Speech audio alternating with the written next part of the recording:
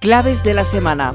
Seguimiento de noticias internacionales elaborado por CESTE. Buenos días, estos son los titulares más importantes de la semana. Descenso de la inversión extranjera. Recorte del rating a Colombia. Profunda crisis de gobierno en Tailandia. Alto el fuego en Oriente Medio. Esperanzador acuerdo de paz entre Congo y Ruanda.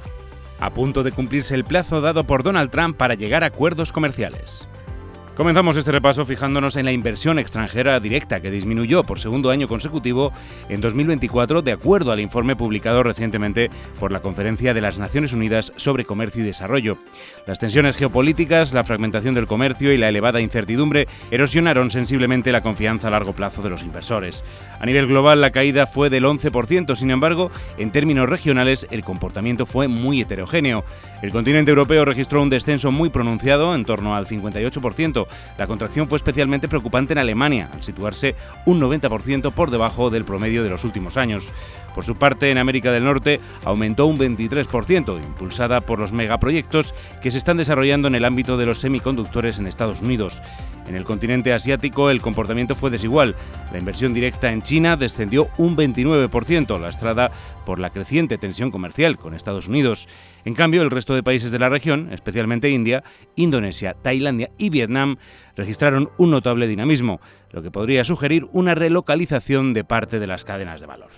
Y nos fijamos también en Colombia. La semana pasada, Standard & Poor's y Moody's rebajaron la calificación crediticia del país, reflejando una creciente desconfianza en la sostenibilidad fiscal de Colombia. Ambas agencias alertaron sobre el deterioro de las cuentas públicas, el aumento de la deuda, el incremento del pago de intereses y la ausencia de una regla fiscal clara en los últimos 3 años, lo que ha agravado la incertidumbre sobre la capacidad del gobierno para corregir el rumbo.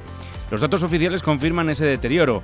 El déficit fiscal se proyecta en 7,1% del PIB en 2025. La deuda pública ya supera el 63% y el pago de intereses podría llegar al 17% de los ingresos del Estado, muy por encima de los niveles históricos. Standard & Poor's redujo la nota soberana de Colombia de BB mayúscula más a BB mayúscula, mientras que Moody's la bajó de B mayúscula AA minúscula 2 a B mayúscula AA minúscula 3, el último escalón dentro del grado de inversión. Colombia había perdido el grado de inversión con Standard & Poor's y Fitch en 2021. Por ahora solo Moody's lo mantiene, aunque ya al límite.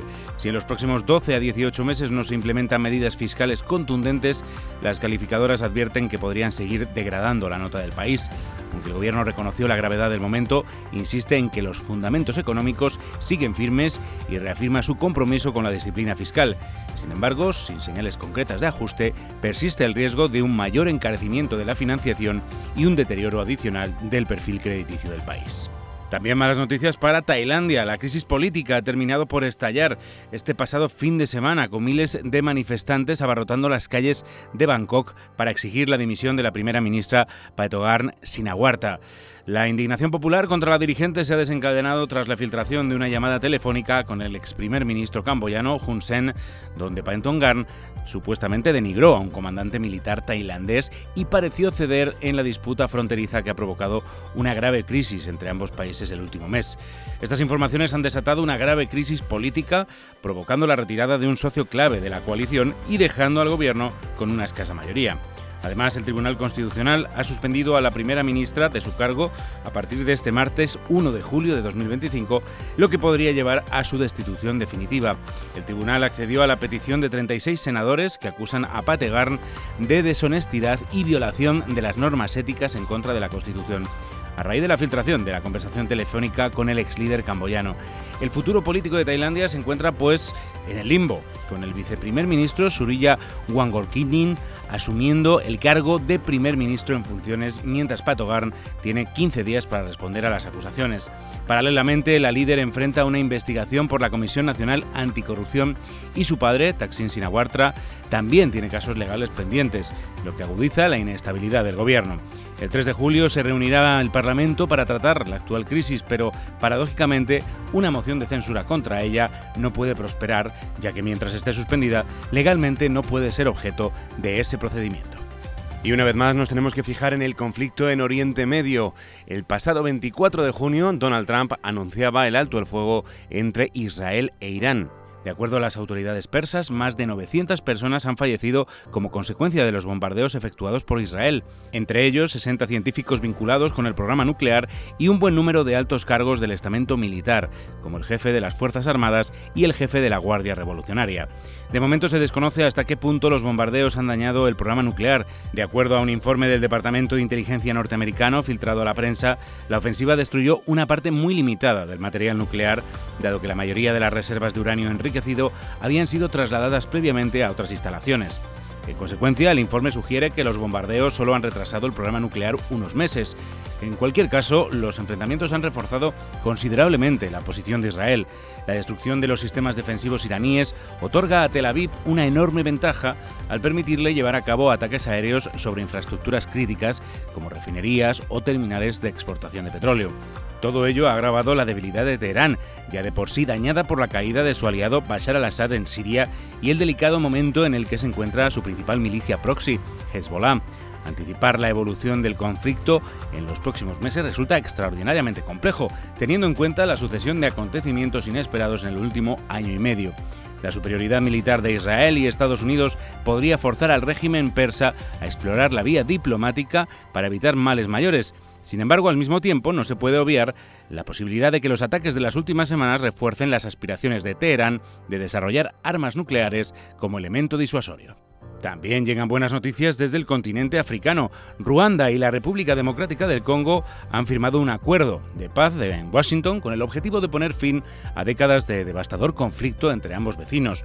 Los detalles al respecto son muy escasos y previos pactos no han tenido éxito en poner fin a la violencia, pero todos los involucrados han celebrado el paso hacia la paz. El acuerdo además otorgaría a Estados Unidos acceso preferencial a las reservas de minerales que se sitúan en la región congoleña de Kivu, el epicentro del conflicto. Se espera que los presidentes de los dos países, el congoleño Félix Tshisekedi y el ruandés Paul Kagame, se reúnan próximamente en Washington con Donald Trump.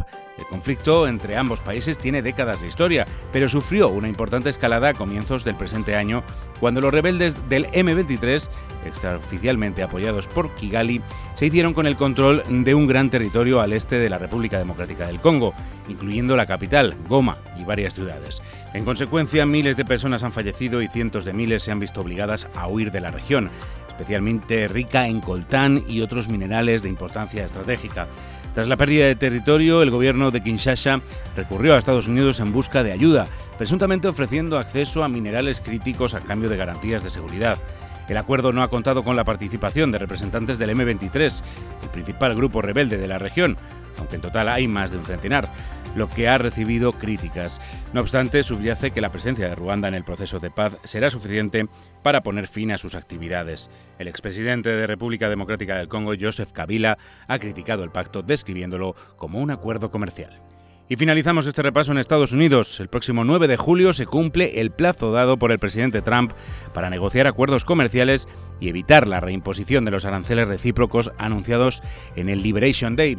Las autoridades estadounidenses están acelerando las negociaciones para firmar acuerdos comerciales menos ambiciosos que cubran las principales cuestiones y dejar los asuntos más controvertidos para futuras negociaciones. Así pues, se impondrá un arancel del 10% para las importaciones procedentes de estos países mientras continúan las conversaciones sobre las cuestiones de mayor calado.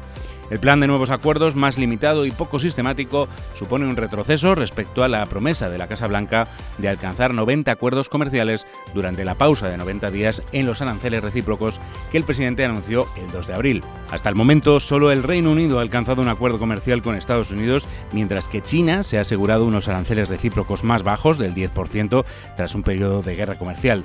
Trump también ha dejado en vigor aranceles adicionales del 20% sobre todas las importaciones chinas, citando la incapacidad de Pekín para frenar el flujo de fentanilo. El Standard & Poor's 500 ha ganado un 27% desde la caída del Liberation Day en abril, incluso a pesar de la noticia de que se suspendían las negociaciones con Canadá. Todo ello apunta a que los mercados descuentan que la política comercial del presidente no va a ser tan dura como se anticipaba. Pero el comercial no es el único frente que tiene abierto Donald Trump. El Tribunal Supremo limitó el pasado 27 de junio la capacidad de los jueces federales de paralizar las órdenes ejecutivas del gobierno que ordenan poner fin a la ciudadanía por nacimiento. Con una votación de 6 a favor y 3 en contra, alineada ideológicamente, los jueces de la Corte Suprema allanan la aplicación de la agenda conservadora y ponen en entredicho la capacidad de los jueces federales individuales para limitar el poder ejecutivo. Los magistrados no se pronunciaron sobre la constitucionalidad de la orden emitida por Trump el pasado mes de enero y es probable que esa cuestión vuelva a la Corte Suprema el año que viene. Solo han dictaminado que la orden ejecutiva que limita la obtención de la ciudadanía se debe aplicar en los 28 estados que no la han impugnado, lo que ha creado un sistema en que las normas de obtención de la nacionalidad cambian dependiendo de la región del país. La medida forma parte de la política migratoria restrictiva que prometió aplicar el presidente conservador durante la campaña. La retirada de la nacionalidad por nacimiento, las expulsiones y una mayor vigilancia han provocado que las entradas irregulares en el país en el mes de mayo se hayan desplomado un 92% frente a las cifras que se registraban en el mismo mes de 2024. Y hasta aquí nuestro repaso de noticias internacionales. Recuerda que puedes consultar más desde el apartado de comunicación Claves de la Semana en nuestra web ceste.com. Hasta la semana que viene.